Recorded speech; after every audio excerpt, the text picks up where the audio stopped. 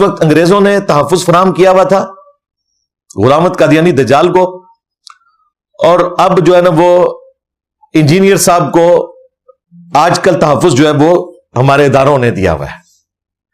تحفظ تو تمہیں ملا ہوا ہے، تم اور تمہارے ابے پوری دنیا کے مسلمانوں کو کافر اور مرتد سمجھتے ہیں۔ میں تو سمجھتا ہوں سب سے پہلے جو ہے وہ آئین میں تبدیلی کر کے تمہارا کوئی فیصلہ ہونا چاہیے کہ تمہیں کس نے تحفظ دیا ہوا ہے کہ تم اپنے سوا سب کو کافر سمجھتے ہو۔ میں تو سب فرقوں کو مسلمان سمجھتا ہوں، بریلوی ہوں، دیوبندی ہوں، اہل حدیث ہوں، شیعہ ہوں، ساروں کو چندے دیتا ہوں، ساروں کے پیچھے نمازیں پڑھتا ہوں۔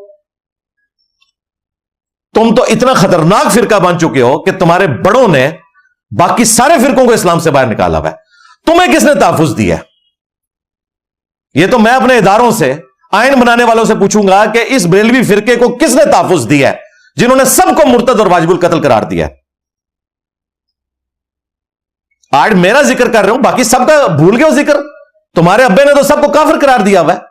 احمد صاحب بریلوی نے احکام شریعت میں لکھا کہ خواہ اہل حدیث ہوں، دیوبندی ہوں، وہابی ہوں، شیعہ ہوں، نیچری ہوں، سر سید احمد خان کے ماننے والے، اور قادیانی کافروں کو ان کے ساتھ ذکر کر کے کہا کہ یہ 1,00,000 دفعہ بھی اللہ کا نام لے کے ذبیحہ کریں گے نا، ذبیحہ مردار ہی رہے گا۔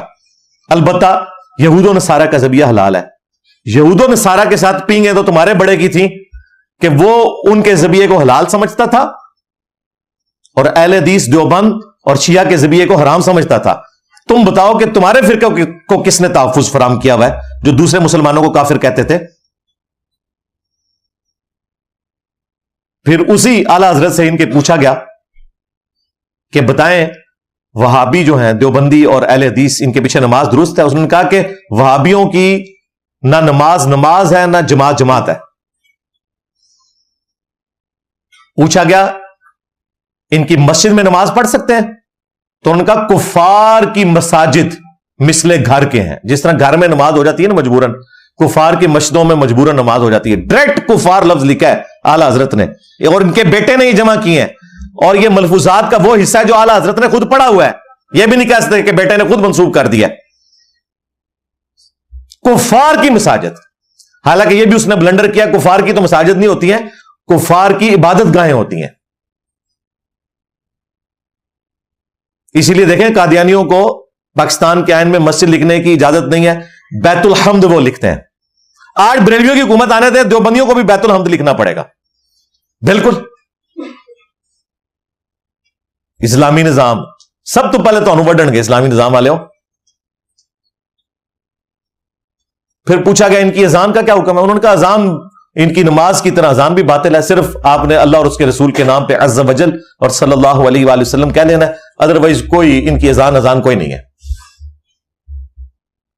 یہ احمد صاحب بریلوی صاحب کے فتوے ہیں۔ مجھے بتائیں جن کا ابا سارے فرقوں کو کافر کہے، ہم تو یہ پوچھیں گے کہ اس کو کس نے پناہ دی ہوئی تھی؟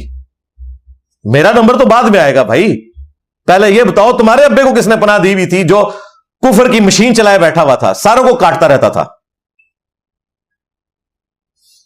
اور تمہارے ابے کی جائز اولاد تھا، تمہارا جو بابا تھا نا خادم رضوی، اس نے جو اذان کے بارے میں یہاں جو کچھ ارشادات عالیہ کہے تھے نا کہ چھڑ دو وہابیاں دی اذان دا کہ احترام اے تے سوراں دے سور نے، کہنا انہاں بڑیاں دا اخلاص منگو تو بڑے بڑے لوگ ہم گداواں نو خیر پا ہی دیں گے۔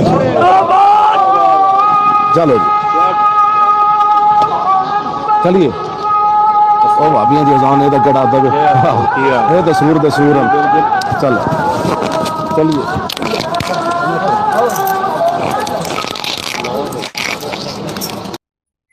بالکل وہ اپنے ابے کی پیڑھی بیٹھا جا کے، بھلا ہو اس بندے کا جس نے وہ ویڈیو ریکارڈ کر لی تھی، تاکہ آپ لوگوں کو ان کی اصلیت پتہ چلے کہ یہ کیا سمجھتے ہیں ایک دوسرے کو۔ اور وہ دیوبندیوں کی مسجد ہے، بادشاہی مسجد، وہ وہابی اس وقت دیوبندیوں کو کہہ رہے تھے، اہل حدیث کو تو وہ کسی کھاتے میں نہیں مانتے نا۔ تو جن کو شوق ہے نا کہ یہ اس قسم کی میرے بارے میں کوئی ورڈکٹ دیں، تو وہ ذرا پہلے اپنے گھر کی خبر لیں کہ تم لوگوں کو کس نے تحفظ فراہم کیا ہوا ہے۔